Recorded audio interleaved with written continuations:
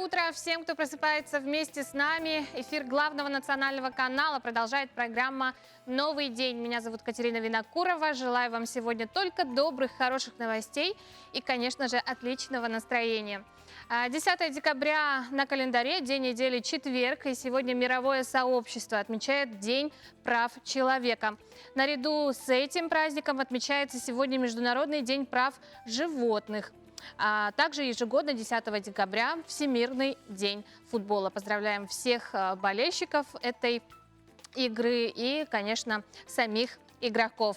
По народному календарю наступает День знамения. От знамения на Руси всегда ждали чего-то особенного, надеялись увидеть знаки, указывающие на судьбу или хотя бы на приметы на погоду.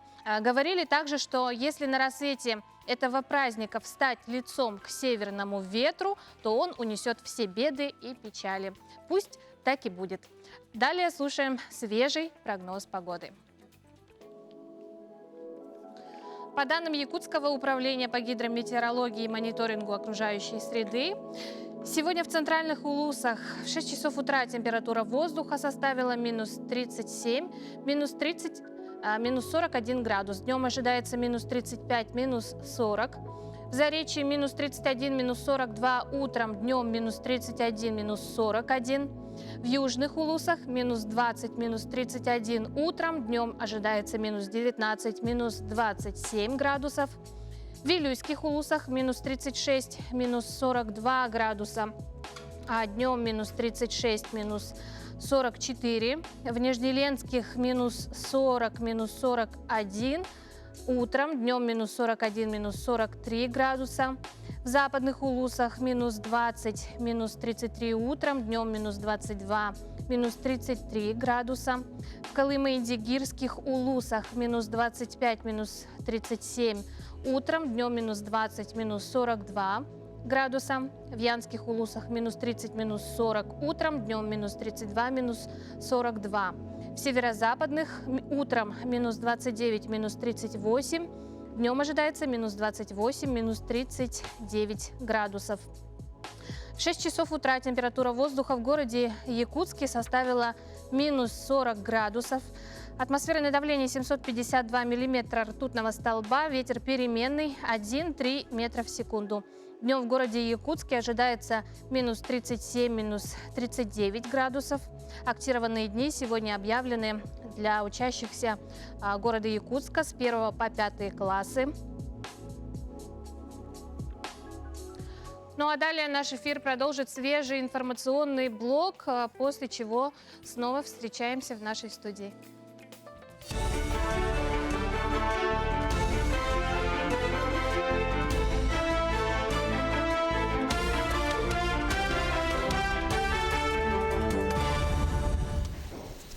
Новый день. Встречаем с новостями к этому часу. В студии Василий Радченко. Здравствуйте. В Роспотребнадзоре назвали возможные сценарии развития ситуации с коронавирусом в январе. Как отметил замдиректора по научной работе Роспотребнадзора Александр Горелов, в ближайшие недели, скорее всего, начнется стабилизация. Но новый подъем заболеваемости возможен в случае, если россияне будут нарушать рекомендации.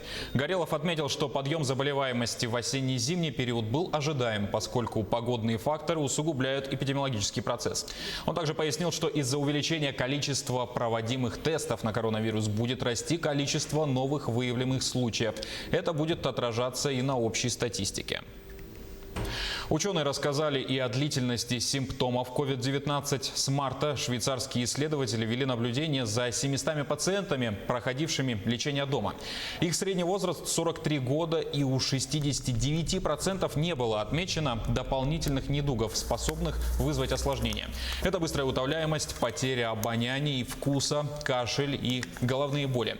У 33% заразившихся они проявляются в течение 6 и более недель после постановки диагноза. Как считают авторы исследования, наличие длительных симптомов у заразившихся коронавирусом людей должно быть признано. Это даст возможность оптимизировать уход за больными.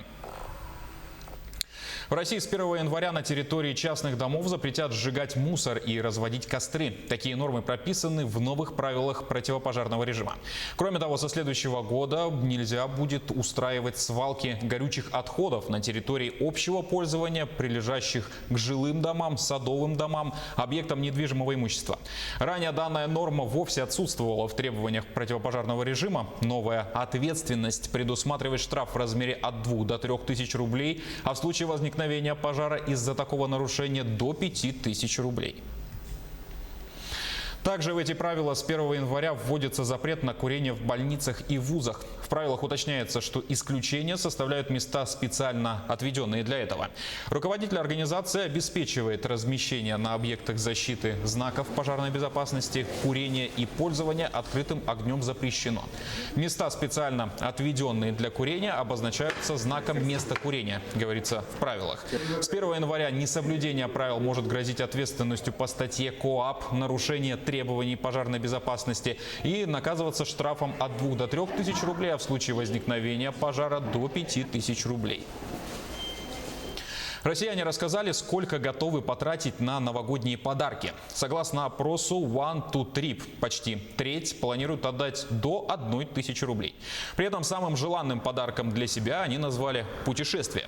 Почти каждый пятый, это 19% опрошенных, готов купить что-то на сумму от 1 до 3 тысяч рублей. 19% респондентов рассчитывают на бюджет от 3 до 5000 рублей. Еще 18% опрошенных ответили, что вообще ничего не дарят. Почти половина в этом году собирается дарить близким приятные мелочи. Второй по популярности подарок 31%, товары для красоты и здоровья. На третьем же месте 25% стоят сладости. В Минсельхозе России подвели итоги первого национального конкурса региональных брендов продуктов питания «Вкусы России». В нем участвовало более 500 брендов почти со всех регионов России. Наибольшее количество заявок подали товаропроизводители Башкирии, Московской области и Татарстана. На церемонии награждения объявлены 24 победителя в 8 номинациях. Победа в конкурсе дает региональным брендам получить помощь в продвижении товаров и повышении экономической эффективности предприятий.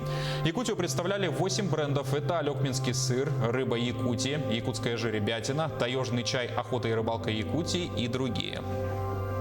Проведение конкурса «Вкусы России» в перспективе в том числе позволит нам решить ряд смежных задач. Это и увеличение объемов производства продуктов питания малыми предприятиями и фермерскими хозяйствами. Также это развитие экспортного и туристического потенциала регионов нашей страны. Ну и, конечно же, это популяризация российских брендов, повышение их узнаваемости и востребованности у потребителей. Сегодня отмечается Международный день прав человека. Одноименная декларация стала первым мировым документом, сформулировавшим необходимые положения. Официально документ установлен на пленарном собрании Генеральной Ассамблеи ООН в декабре 1950 года. Его переводят чаще, чем любой другой. Текст существует более чем на 500 языках. В России уже традиционно в этот день различными общественными, правозащитными и образовательными организациями проводятся всевозможные официальные и неофициальные мероприятия, направленные на просвещение населения по вопросам прав человека и их защиты. На этом пока все. Спасибо за внимание и хорошего вам дня.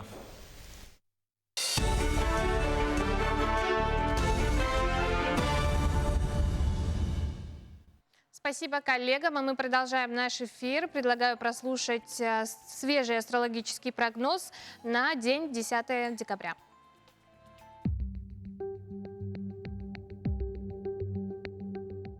У овнов сейчас время позитивных перемен, которые могут коснуться как деловых, так и личных отношений. Вполне вероятно, что в ближайшее время произойдут интересные знакомства, которые впоследствии повлияют на вашу дальнейшую жизнь. Больше времени проводите на свежем воздухе, а также в обществе любимого человека. Тельцы. Никаких серьезных ошибок или просчетов вы сейчас не допустите. Только не нужно доверять чужим обещаниям. Возможно, сейчас вас хотят обмануть или просто пустить пыль в глаза. Придется чаще заниматься решением чужих проблем, а не собственных. Велик риск быстрого переутомления. Близнецы. На ближайший день не планируйте серьезных дел. От решения повседневных вопросов вас никто не освободит, но самостоятельно браться за реализацию новых проектов или проводить важные переговоры сейчас все-таки не стоит.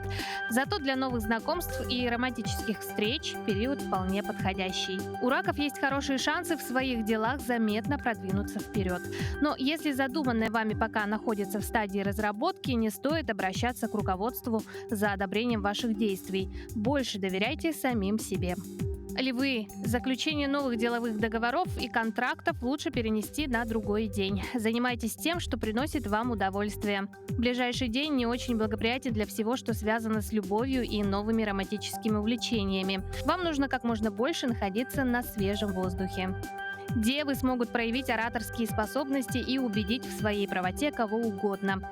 Перед вами откроются многие двери, только не хватайтесь за все предложения сразу. Это же относится и к любви. В этой области вас могут ожидать приятные сюрпризы. Весы.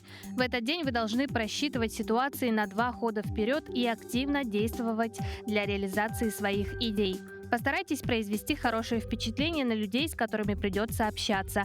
Будет довольно трудно понять близкого человека. Объяснение отложите на потом. Этот день потребует от скорпионов жесткой дисциплины, точности и внимательности. К своей цели вы будете продвигаться медленно, но зато уверенно. Стоит воздержаться от новых договоренностей. Лучше проверьте еще раз, готовы ли к ним ваши потенциальные союзники. Стрельцам придется проявить немало активности, чтобы достичь положительных результатов. Если вам приходится иметь дело не с союзниками, а с противниками, попробуйте прийти к мирному соглашению с ними хотя бы на время. Не стоит действовать в спешке или под влиянием сильных эмоций. Козероги. Не тратьте время на то, чтобы кого-то в чем-то убедить. Разговоры ни к чему не приведут. Свою правоту доказывайте не словом, а делом. А вот изобретательность и даже в какой-то мере хитрость могут сослужить неплохую службу. Изучайте ситуацию и налаживайте отношения с людьми, чья помощь вам может понадобиться. Перед водолеями откроются новые перспективы в профессиональной сфере, и здесь вам придется проявить инициативу. Из-за перенапряжения могут возникнуть проблемы со здоровьем. Данный день не располагает к новым романтическим встречам и знакомствам. Рыбам творческий подход к любому делу обещает, если не полный успех, то, по крайней мере, достойный результат. Постарайтесь произвести хорошее впечатление на людей, с которыми будете общаться. Негативные эмоции могут заглушить голос разума, и из-за этого вы можете совершить серьезную ошибку. Напомню, что сегодня актированные дни объявлены для учащихся с 1 по 5 классы города Якутска. Также напоминаю вам про наш WhatsApp номер 8 914 279 2262. Ждем ваши пожелания, вопросы для нас и наших гостей, ну и ваши поздравления для своих друзей и знакомых. Далее прерываемся на небольшую рекламную паузу.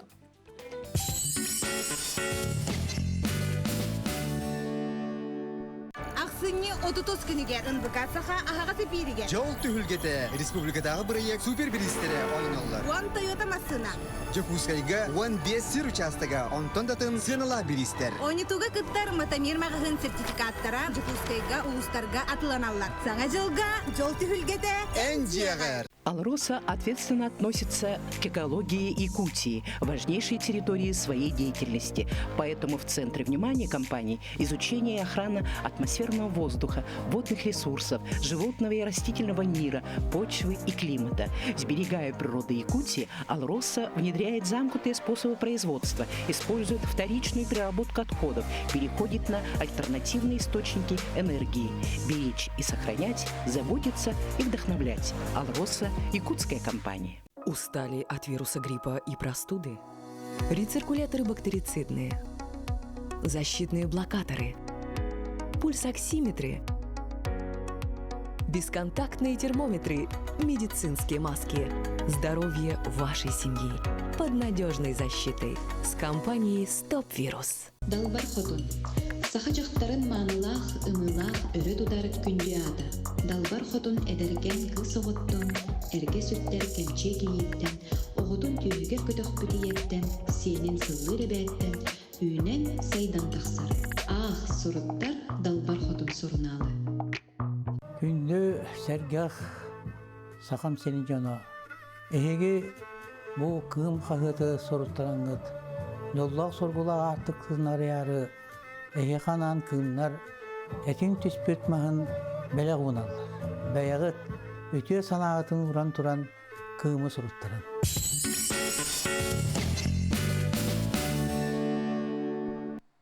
Доброе утро. Мы продолжаем наш эфир. Красивая посуда на кухне является одной из главных составляющих хорошего настроения. Какой же Новый год, самый сказочный праздник без такой посуды? Всю самую необходимую утварь для кухонного стола вы можете приобрести в магазине «Хозторг». В следующих филиалах: Кулаковского, 28 и торговый комплекс «Юнимолл» по Вилюйскому тракту 5-го километра. Также со всем ассортиментом вы можете ознакомиться на инстаграм-странице «Хозторг ЕКТ». Ну а мы продолжаем новогоднюю тему. На Филиппинах создали новогоднюю елку из почти 71 тысячи банок консервированных сардин. Дерево весит более 14 тонн, достигло в высоту 6 метров и вошло в книгу рекордов Гиннесса как самая высокая конструкция из консервных банок. Елку собрали прямо на складе в городе Венесуэла, а позже выставили на обозрение в одном из торговых центров. После зимних праздников компания-производитель консервов раздаст сардины местным благотворительным организациям. А 2020 год можно смело назвать годом пандемии. Медицинские маски, перчатки, средства дезинфекции и, конечно же, туалетная бумага, которая также стала главным предметом шуток и мемов про локдаун и самоизоляцию, его символами. Провожая уходящий год, вместо привычных гирлянд и елочных игрушек люди по всему миру решили использовать все эти предметы в качестве украшений новогодних елей. Идея многим показалась актуальной, потому антиковидные новогодние ели стали настоящим трендом и заполнили социальные сети. Пользователи развешивают на зеленых ветвях маски, перчатки, бутылочки с гелем и другие подобные украшения. А вместо дождика и гирлянд обматывают елки туалетной бумагой. Американский стартап начнет делать пиццу из отходов, а точнее с добавлением пищевых отходов. Концепция разработана шеф-поварами Дэвидом Мерфи и Кайлой Абе. При создании пиццы они будут использовать ингредиенты, которые обычно попадают в мусорное ведро. Это некрасивые фрукты и овощи, отработанное зерно и субпродукты. Подавать такие блюда, которые создатели ласково называют мусорными пирожками, будут в заведении, открытие которого намечено на весну 2021 года. В первую очередь его создатели хотят прославиться вкусной пиццей, а не просто странной позицией в меню. По задумке проект покажет людям, что в повседневной жизни можно свести к минимуму пищевые отходы. Кроме того, это поможет фермерам закупками у них продуктов, от которых обычно все отказываются. Напомню, что сегодня мировое сообщество отмечает День прав человека. 10 декабря 1948 года ООН приняла и провозгласила Всеобщую декларацию прав человека. Единый урок – это мероприятие, направленное на формирование правовой культуры молодых граждан нашей страны. В этом году урок посвящен Году памяти и славы. В России Институт уполномоченного по правам человека двухуровневый. Он состоит из федерального уполномоченного и уполномоченных по правам человека всех субъектов Российской Федерации. Уполномоченные по правам человека в России выступают одной из гарантий государственного признания, соблюдения и защиты прав и свобод граждан. Их уважение государственными органами, органами местного самоуправления, должностными лицами и служащими. Своей деятельностью они способствуют созданию демократического правового государства, развитию правосознания граждан и должностных лиц, а также исполняют роль связующего звена между властью и обществом. Основным назначением уполномоченных по правам человека является оказание содействия гражданам Российской Федерации и находящимся на территории Российской Федерации иностранным гражданам и лицам без гражданства в восстановлении их прав и свобод. Дорогие ребята, мы никогда не должны забывать о тех героических поступках, которые совершили наши деды и прадеды во имя свободы, чести и благополучной жизни. И теперь потомкам героев той страшной войны является святым долгом оказать заботу и внимание ветеранам повседневной жизни за наше мирное небо и процветание. Я призываю всех вас проявить заботу к старшему поколению, родителям, бабушкам, дедушкам. Важно, чтобы наши устремления были обеспечены честным, добросовестным трудом, который является основой благополучия семьи, общества и государства. Сегодня мы стараемся сохранить добрые традиции, заложенные многими поколениями, и воспитать в наших детях любовь к родине, чувство патриотизма, долга и ответственности. Желаю всем нам мира на земле, ведь ничто не стоит дороже, чем человеческая жизнь. Доброе утро. Мы продолжаем наш эфир. Вот уже 10-й месяц медики на передовой борьбы с новой коронавирусной инфекцией COVID-19 в так называемой красной зоне. Круглосуточно, без выходных и праздников. В изоляции от родных и близких врачи, медицинские сестры, младший медицинский персонал, работая на износ, самоотверженно оказывают помощь больным COVID-19, как взрослым, так и детям. 17 марта этого года, когда первый больной поступил в инфекционное отделение Якутской республиканской клинической больницы, началось противостояние медиков смертельному вирусу. Спасибо врачам, медицинским сестрам, санитарочкам вашей больницы. Так начинаются все письма, с которыми обращаются на протяжении всего периода пандемии благодарные пациенты. А медики не считают себя героями, говорят, что просто честно делают свое дело. За 9 месяцев пандемии на помощь инфекционистам и пульмонологам республиканской клинической пришли врачи многих других специальностей. Специалисты всех больниц и поликлиник города. Врачебное сообщество республики объединилось и делает сегодня все, чтобы спасти жизни тех, кто пострадал от вируса, и отвести угрозу заражения от здоровых. Ну а сегодня стартует республиканский форум молодых исследователей «Шаг в будущую профессию». Сегодня на эту тему мы говорим с директором Института развития профессионального образования Лилией Ивановой. Лилия Михайловна, доброе утро. Доброе утро. Расскажите нам, что за мероприятие, с какой целью оно проводится, да, и какая польза для ее участников? Доброе утро, уважаемые дорогие якутяне. Действительно, в этом году, вот уже 14-й раз, мы проводим форум молодых исследователей «Шаг в будущую профессию». Она является частью научно-социальной программы для молодежи и школьников «Шаг в будущее», российской программы.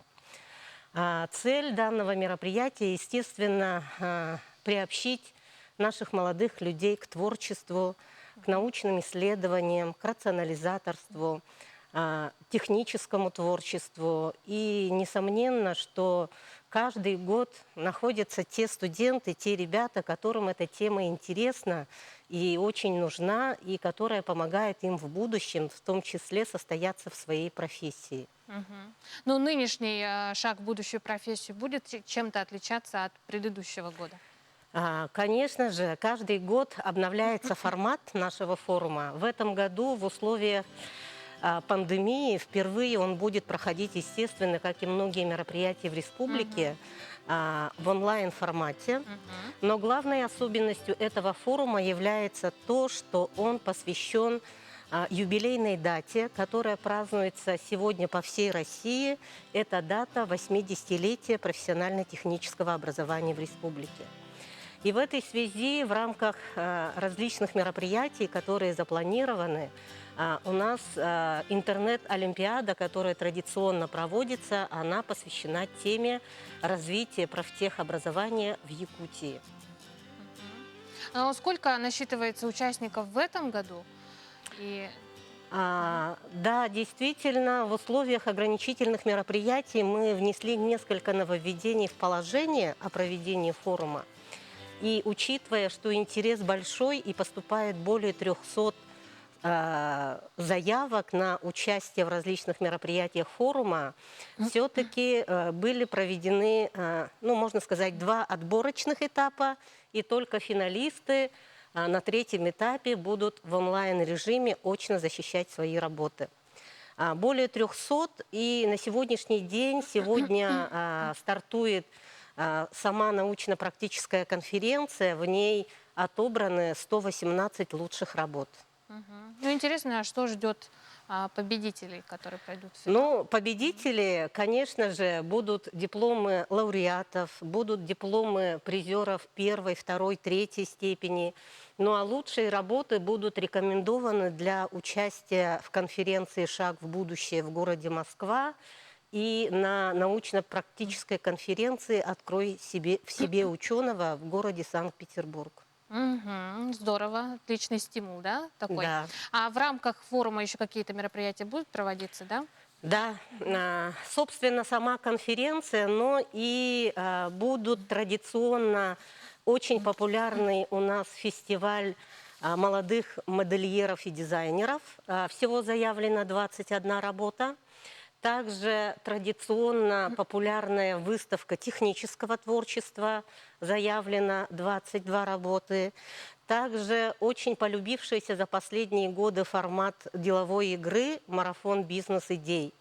Ну и еще одним нововведением нынешнего конкурса форума мы в условиях, когда идет цифровая трансформация во всех сферах жизнедеятельности общества, в том числе и в системе образования, мы предложили конкурс IT-решений для молодежи под названием «Трудоустройство для молодежи», в котором сразятся у нас в финале 3 команды.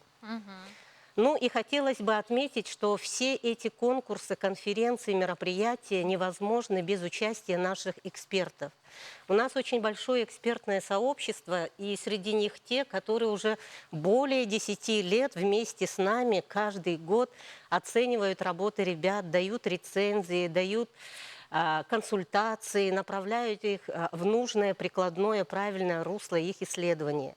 И хотелось бы сегодня, ну хотя бы буквально хотя бы несколько слов сказать о таких преданных наших экспертах, как Андрей Иннокентьевич Матвеев, доктор технических наук, Петр Петрович Пермяков, доктор физико-технических наук, Сардана Ильинична Боякова, доктор исторических наук, Марьяна Алексеевна Верховцева, дизайнер, художник-модельер и многие-многие другие, которые все эти годы очень преданно и трепетно относятся к нашим мероприятиям и к нашим студентам.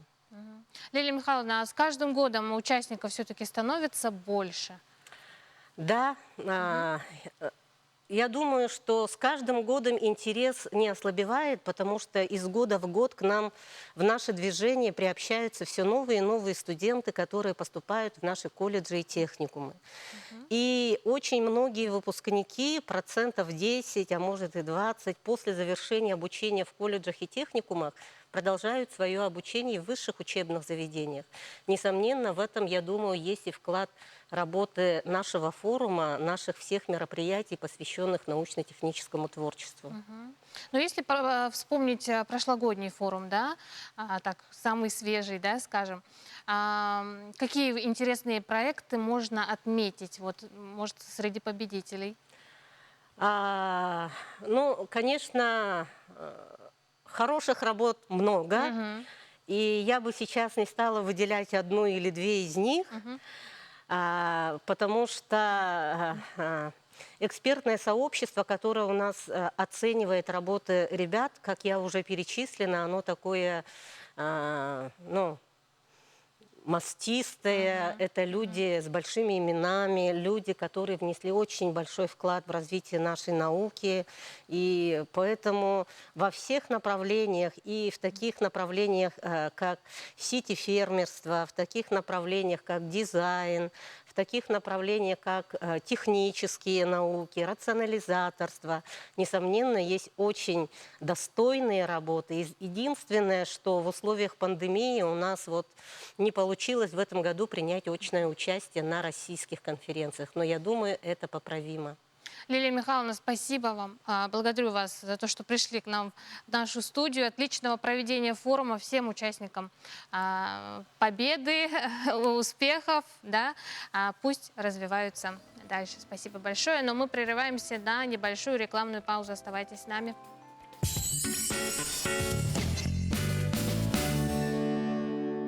Новогодние скидки до 40% на телефоны и аксессуары. iPhone 11 всего за 49 990. Талмарт, Ленина 11. Только 12 декабря вы сможете получить онлайн-консультацию в одном месте от всех ведущих застройщиков и агентств недвижимости. Среди участников будут разыгрываться сертификаты номиналом до 150 тысяч рублей, мелкая бытовая техника и скидки от застройщиков. Успейте оформить ипотеку и встретить Новый год в новой квартире. Подключиться к онлайн-ярмарке можно просто. Наведите ваш телефон на данный QR-код. Ждем вас всех 12 декабря с 11:00 до 15:00. Дом Клик.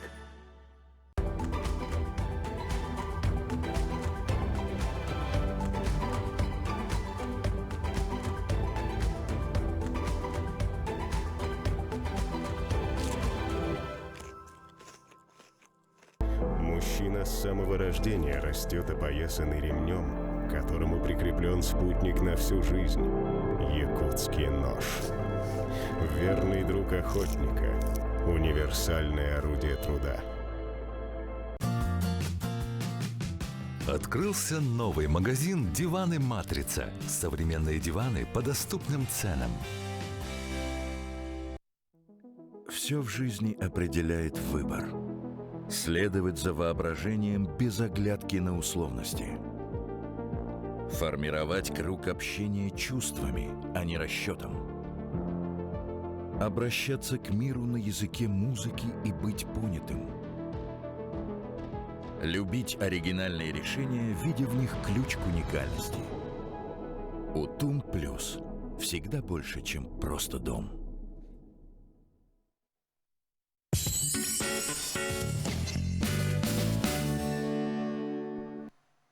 Доброе утро. Мы продолжаем наш эфир. 10 декабря на календаре, день недели, четверг. Напомню, что сегодня отмечается День прав человека, также Международный день футбола.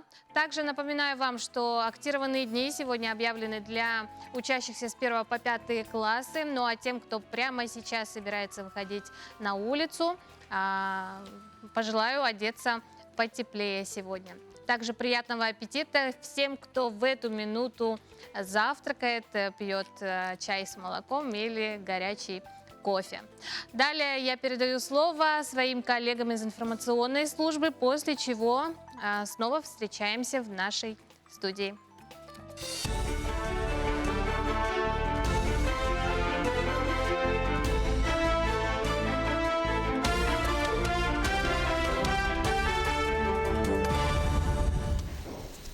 Новый день встречаем с новостями к этому часу. В студии Василий Радченко. Здравствуйте. В Роспотребнадзоре назвали возможные сценарии развития ситуации с коронавирусом в январе. Как отметил замдиректора по научной работе Роспотребнадзора Александр Горелов, в ближайшие недели, скорее всего, начнется стабилизация. Но новый подъем заболеваемости возможен в случае, если россияне будут нарушать рекомендации.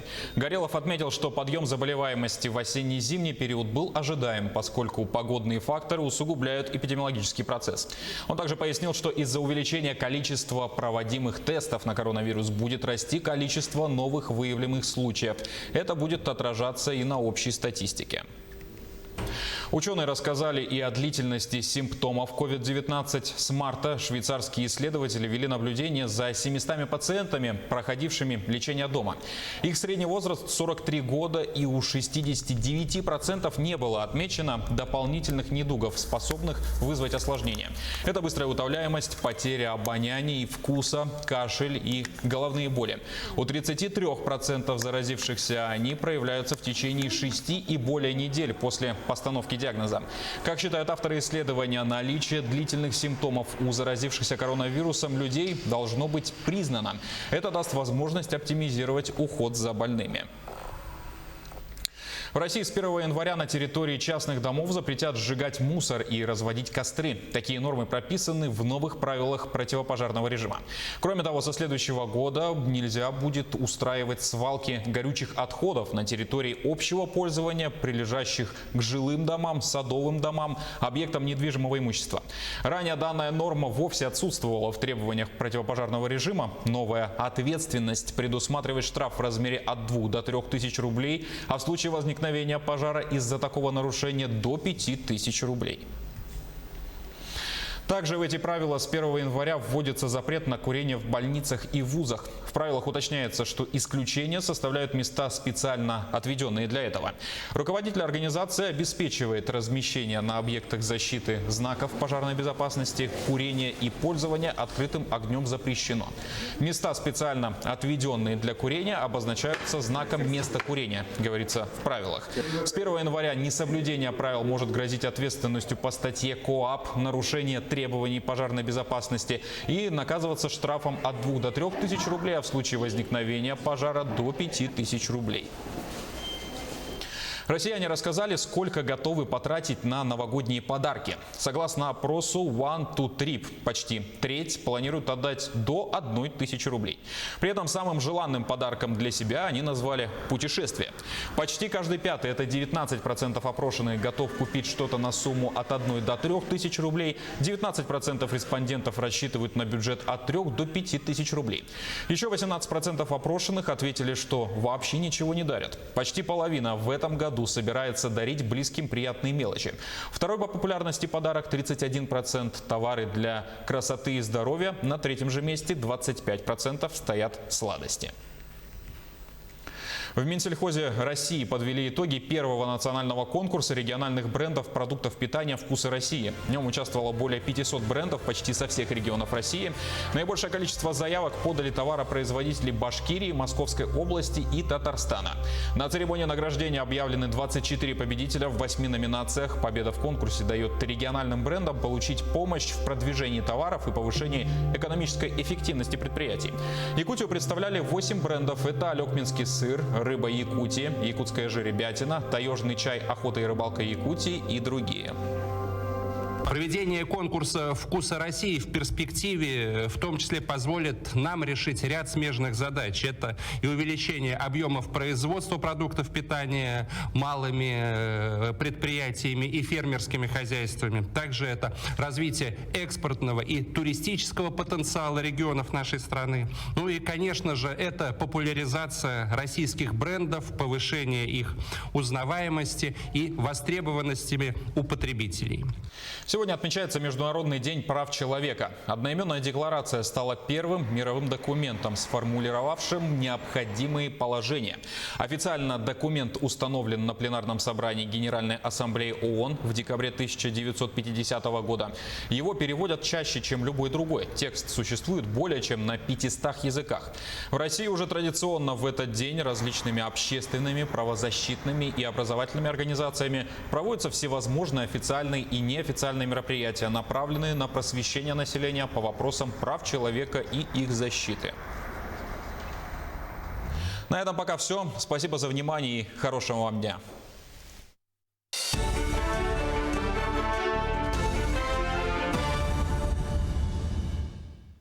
Спасибо коллегам, и мы продолжаем наш эфир. И прямо сейчас с нами на прямой связи по скайпу руководитель волонтерского корпуса Вленского района Александра Сидорова. Мы поговорим о том, как трудятся волонтеры и с какими трудностями сталкиваются. Александра, доброе утро. Доброе утро. Сколько на сегодня волонтеров насчитывается, в штабе Ленского района? На сегодня в штабе у нас зарегистрировано 50 человек, но половина из них находится в стадии ожидания, так как ситуация в Ленском районе стабильная. Угу. Заявок не так много. Ага. По каким направлениям работают волонтеры, да? Направления у нас были сформированы по спросу населения. Это группа, которая принимает заявки, консультирует, дает какую-то информацию по COVID-19. Также выездная группа, которая закупает продукты и медикаменты первой необходимости. Выездная группа, которая помогает в благоустройстве, помощь в частных домах, это колка дров, уборка снега. Также группа настройка у нас ТВ-приставок есть. И группа, которая работает с другими регионами, с пациентами, которые попали в инфекционное отделение. Ну а чаще всего какие заявки, да, поступают от жителей Ленского района? С чем чаще всего встречаетесь? Ну, жители Ленского района, конечно, это продукты и медикаменты.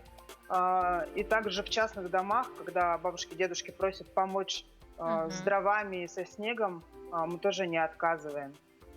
Также у нас есть заявки некоторые индивидуальные из других регионов.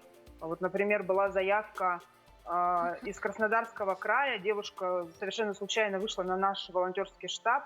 Она 37 лет не видела дядю своего родного. Поиски уже давно прекратили. И за 2 дня вот его следы были найдены здесь. Нам помогали всем районам, и мы его нашли, и семья воссоединилась. Это очень здорово. Ничего себе, даже такую проблему вы решили, да?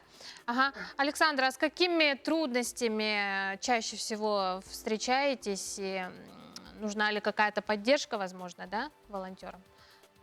Ну, конечно, у волонтеров есть свои проблемы, но нам очень повезло, потому что мы были сформированы при Комитете по молодежной и семейной политике, и наш глава Жумарт Абельманов нам открыл абсолютно все двери и предоставил автомобили. Да и вообще у нас социальные учреждения, руководители шли нам всегда на уступки, вошли в наше положение и отрабатывали с нами абсолютно все заявки, касающиеся их компетенции, по телефонному звонку, без лишней бумажной волокиты, за что им огромное спасибо. Это оперативно позволило отработать много количества заявок. Ну а на сегодня какие задачи стоят перед волонтерским движением Ленского района, да? Ну, задача-то она одна перед каждым волонтером. Не навреди. Главное — это безопасность себя, волонтера, и благополучателей наших. Александра, что-то вы хотели бы сказать напоследок, что-то пожелать? Да, конечно. Конечно, самое актуальное сегодня — это здоровье. Я желаю всем вам здоровья, здоровья вашим близким. И особое внимание хочется, чтобы наше молодое поколение обратило, конечно, на своих родителей, на своих пожилых, может быть, соседей, родственников, и помогали, так как волонтер — это тоже чей-то ребенок, и хочется, чтобы мы вместе все объединились и вышли, победили эту ситуацию. Александра, ну, известно, что волонтеры — это люди разных профессий, да? И школьники, да, и взрослые люди, и пожилые люди, да? Если не секрет, в какой сфере вы работаете сами и почему пришли в волонтеры? Я сама являюсь руководителем Комитета по молодежной и семейной политике. И у нас направление одно из самых главных – это патриотика. А доброволец – это чистая патриотика. Я вообще патриот своего края. Я считаю, что каждый должен заниматься добрым делом. Действительно. Я с вами согласна. Каждый из нас должен делать добрые дела. Спасибо вам большое, Александра, за ваше дело. Удачи вам в работе и только успехов и людей, которые обязательно благодарили вас в вашей работе. Спасибо. Ну а далее мы прервемся на небольшую рекламную паузу. Оставайтесь с нами.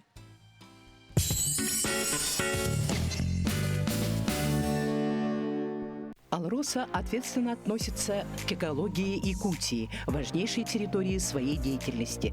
Поэтому в центре внимания компании изучение и охрана атмосферного воздуха, водных ресурсов, животного и растительного мира, почвы и климата. Сберегая природу Якутии, Алроса внедряет замкнутые способы производства, использует вторичную переработку отходов, переходит на альтернативные источники энергии. Беречь и сохранять, заботиться и вдохновлять. Алроса – якутская компания.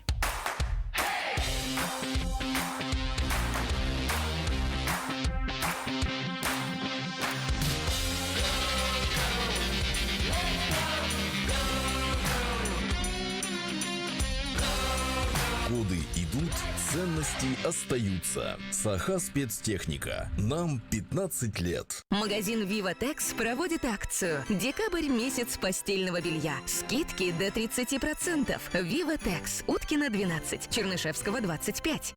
Корат кенигер Лермонтов улусатын 6 үйгер, саңа, сырдык, ырас, кен, коң, әлбәқ, арас көріңнердәқ, таланыларға табығыстардақ, жер мөннүрге уанна тутутуғарыналақ, ураты жерекен көстүләқ, табығыстақ, удамыр сыналақ, центр строй мағағынарылынна. Краскалары, линолеумнары, ламинат, плитка, обой, сантехника уаннада атын әгәлге көріңнерін. Атылыр, тутуғаналақ, саңа аты әлген кенигерін ғырабыд. Оны тәңе болғойың, акция, ақсыне уанна 90 дарға, центр строй мағағын келейінергер чепчетилях карта бәліқтейір. Әйгені Жокускай кенигер арылыбыд центр строй саңа мағағын Лермонтов улысатын 6 үз жетігер күтәлілер.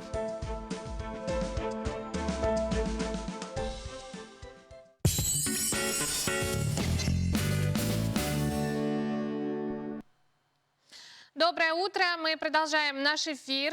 В нашей стране стартовал конкурс «Смотри, это Россия», который продлится до 22 декабря. И свои силы в этом состязании решили испытать юные жители Оленёкского улуса. Это ученицы 7 А класса вместе со своими родителями и учителями. Конкурс любопытен тем, что его судьями выступят сами участники. То есть наш ролик будет оцениваться в других регионах России, а ребята из Оленька оценят работы из регионов. Давайте посмотрим этот самый ролик и будем болеть за наших на всероссийском конкурсе.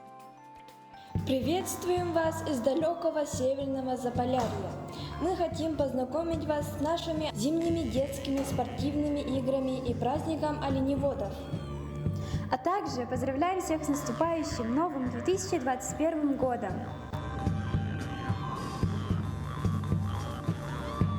Наш Оленёкский район – самая большая административная территория субъекта не только в Республике Саха, но и в России, и даже во всем мире. Эта территория настолько большая, что может включать в себя одновременно Ирландию, Голландию, Бельгию, Австрию, Швейцарию, Данию, Сербию.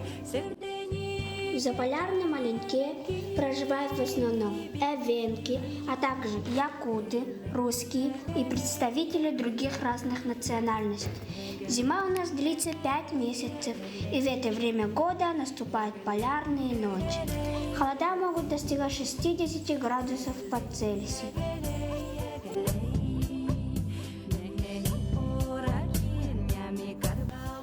Как только наступает зима, начинается пора спортивных игр.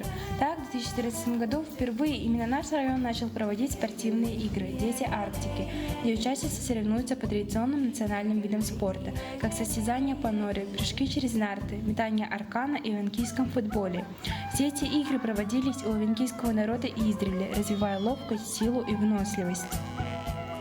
Сейчас этот праздник спорта стал республиканским и входит в проект программы «Дети Азии» по финансовой поддержке одаренных детей, летней занятости и отдыха детей Арктики. Зимой, так же, как только дни становятся длиннее, начинается грандиозный праздник оленеводов, посвященный оленю и оленеводу, окончанию зимы и началу нового годичного круговорота.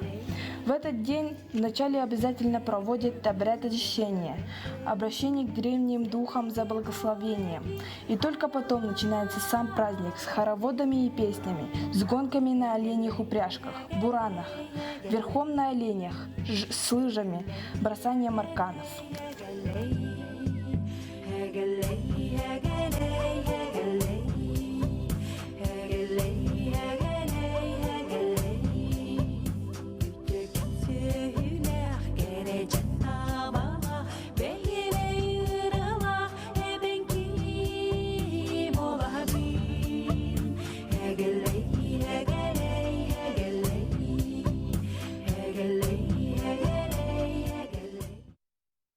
Пожелаем удачи на всероссийском конкурсе.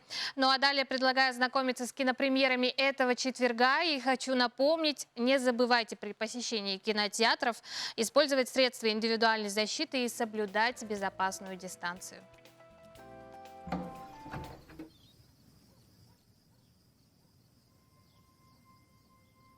Смотрите сегодня в кинотеатре «Лена» фильм «Кровные узы» по одноименному роману Ларри Уотсона. А эта девочка не способна защитить своего ребенка.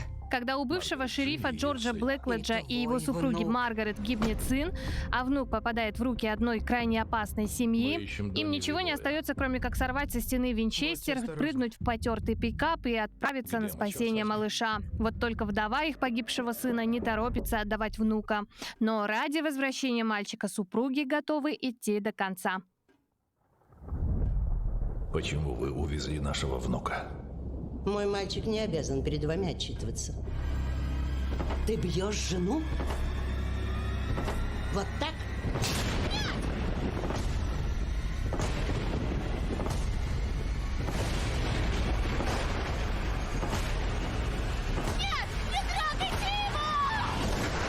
Не стоит начинать то, что не сможешь закончить. Кровные узы. Также в российский прокат выходит фильм ужасов про ультраортодоксальную еврейскую общину. Сюжет фильма «Дибук» основан на древней еврейской традиции не оставлять покойного одного в комнате и читать во время бдения Тегилим. Главный герой фильма, молодой еврей Яков, соглашается остаться на ночь с недавно усопшим. Он обнаруживает, что в доме покойника скрыта темная и страшная сила.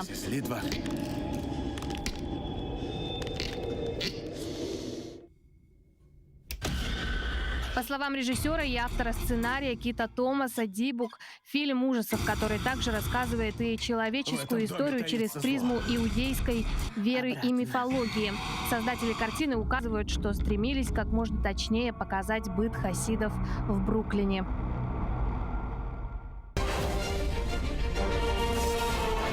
Если вам срочно необходима доза анимации, то «Творцы снов» выходят специально для вас. Мультфильм, который приоткрывает тайну наших сновидений. Оказывается, существует мир, в котором составляют наши сны. И в этот мир попадает главная героиня, девочка Мина. Однажды она получает чудесную сверхспособность создавать сновидения других людей. Попав в волшебную страну снов, она встречается с ее весьма необычными обитателями, заводит новых друзей и учится превращать сны в реальность. Я все исправлю. Желаем вам отличного настроения и приятного просмотра. Творцы снов. Как прошел сон? Кошмарно. Разве можно работать в таком скафандре? Даже в бане не так жарко. Скоро в кино. Доброе утро, мы продолжаем наш эфир. 7 декабря Министерство спорта Российской Федерации и национальные приоритеты запустили всероссийскую акцию «Неделя ГТО» в рамках федерального проекта «Спорт. Норма жизни», национального проекта «Демография». Об этом более подробно мы сегодня поговорим с инструктором-методистом отдела ГТО регионального центра Всероссийского физкультурно-спортивного комплекса «Готов к труду и обороне» Арианом Свинобоевым. Ариан, доброе утро. Здравствуйте. Сколько на сегодня центров, площадок ГТО имеется в нашей республике? Да? У нас в Республике Саха-Якутия сейчас ведется работа 39 центров тестирования Всероссийского физкультурно-спортивного комплекса «Готов к труду и обороне».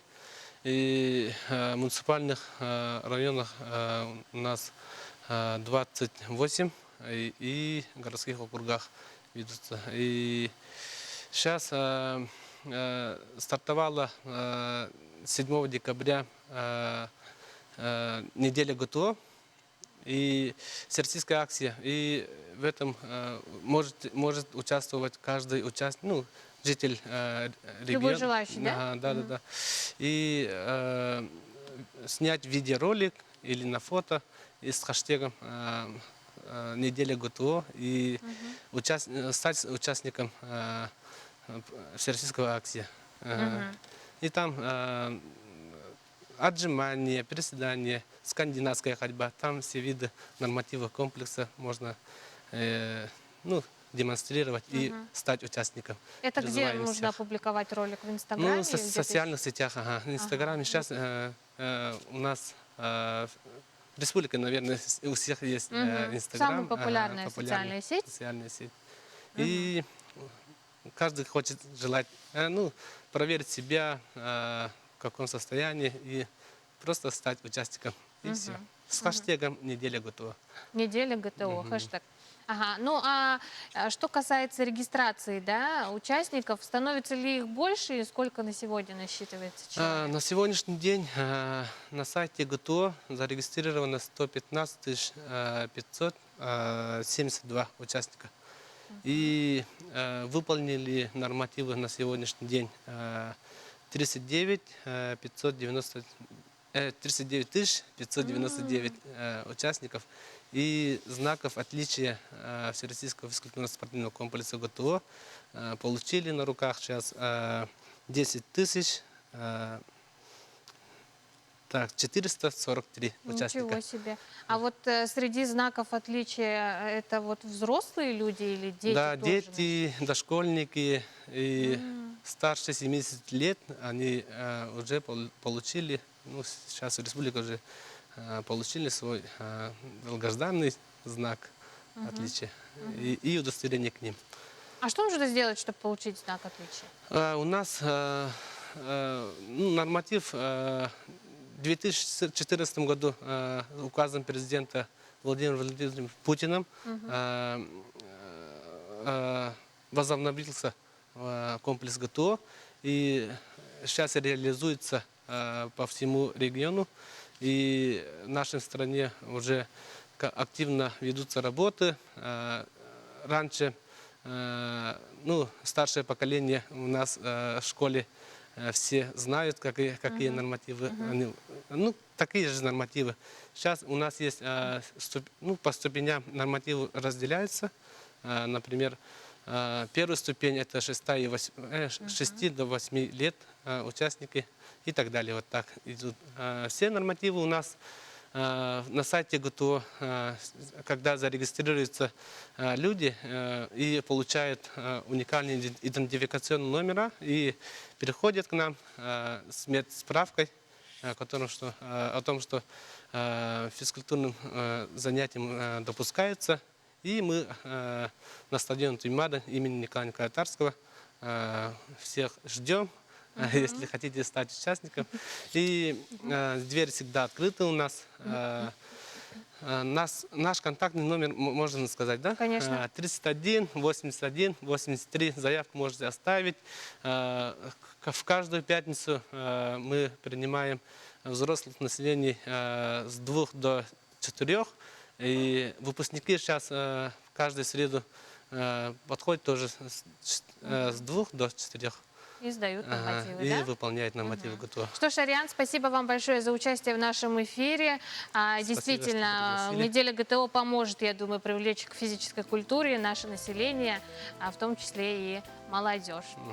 Отличного дня, плодотворной работы. Я с вами на этом прощаюсь. Отличного дня.